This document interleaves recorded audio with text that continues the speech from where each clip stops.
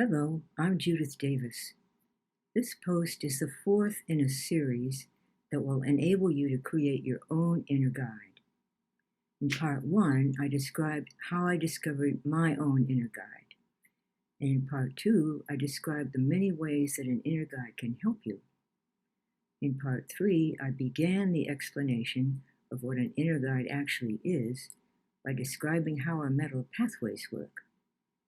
Now, in this post, I'll define the inner guide by stating the mental pathways that comprise it, and I'll explain how to access it. With this information, you will now be able to create your own inner guide. First, here's a brief review of mental pathways.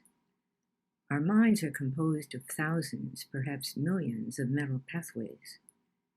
These pathways originate and grow as we perceive and reperceive various entities. For instance, if I were to see a large black dog, its blackness would enter a mental pathway of blackness. Its largeness would enter a pathway of largeness.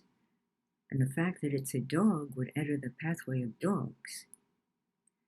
If something then reminded me of the dog, its characteristics would come together again in my mind, and I'd have the thought, and perhaps the image, of the large black dog. Whatever feeling I have about the dog, such as love, goes into a pathway of love. And because how we feel about something is part of our perception of it, that feeling enters its corresponding pathway.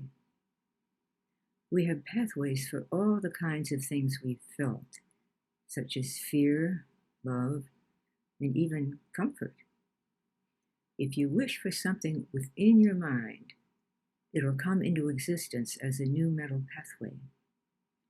You can wish, for example, to feel peaceful and calm, and that wish creates a mental pathway that'll be dedicating to cause that to happen. You can wish for a new mental pathway that'll be dedicated to enabling you to lose weight, or stop smoking, or stop procrastinating. These new mental pathways that have been created by wishing for them have the potential to fulfill the wish that you made when you created them. However, they can only work on your behalf while you're doing self-hypnosis, while you are in what we call a trance state. So it's necessary to establish a regular routine for doing self-hypnosis to give the new mental pathways trance time to do their work. The inner guide is a mental pathway that is the confluence or coming together of three pathways: the pathway of comfort, the wish to help you, and a sense of its own identity. It has no other characteristics. It isn't something spiritual. It isn't a pathway to a divine being. It isn't something outside your own mind. It's just the confluence of three mental pathways that exist within your mind. Do you wish you had an inner guide as I've defined it? If you thought yes, you've brought your own inner guide into existence. It will gradually end your uncomfortable feelings, unhelpful habits, and any character traits that make life hard for you. These problems are described in more detail in part two of this series.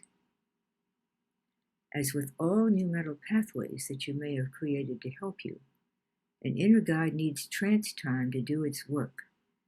So it's important that you do self-hypnosis regularly.